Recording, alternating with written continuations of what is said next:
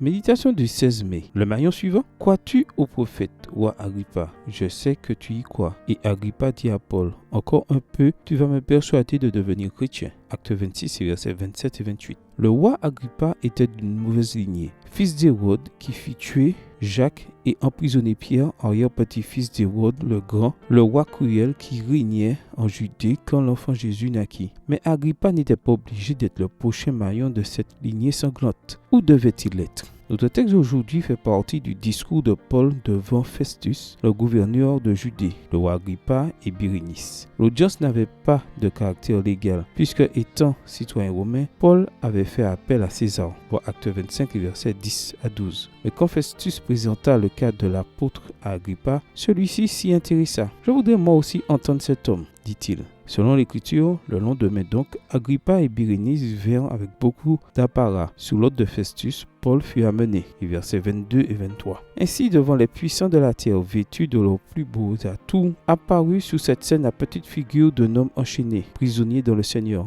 Éphésiens 4, verset 1. Mais la parole divine n'était pas prisonnière. Ce jour-là, Paul parla avec puissance de ses racines pharisiennes. Comment, par ignorance, il avait persécuté les fidèles disciples de Jésus de Nazareth. Il parla de sa conversion et du Messie qui devait souffrir, mourir et ressusciter pour le salut des Juifs et des gentils. Comme il parlait, l'Esprit divin convainquit l'assistance de péché, de justice et de jugement. Jean 16, verset 8. Alors Festus l'interrompit. « Tu es fou, Paul » s'écria-t-il. « Je ne suis pas fou, très excellent Festus » répliqua Paul. « Ce sont, au contraire, des paroles de vérité et de bon sens que j'exprime. Le roi est instruit de ces faits. Je lui en parle ouvertement, car je suis persuadé qu'il n'en ignore rien. » Acte 26, les versets 24 à 26. Maintenant, c'était à Agrippa de réagir. Paul lui dit, « Crois-tu au prophète, roi Agrippa? Je sais que tu y crois. » Et Agrippa lui répondit, « Encore un peu, tu vas me persuader de devenir chrétien. » L'occasion en or était devant lui. Il pouvait rompre la chaîne de crimes et d'immoralité qui tenait sa famille prisonnière et obtenir le pardon divin. Mais Agrippa a repoussé cette grâce, refusé d'accepter la croix du Rédempteur. Extrait du livre Conquérant Pacifique, chapitre 41, page 387,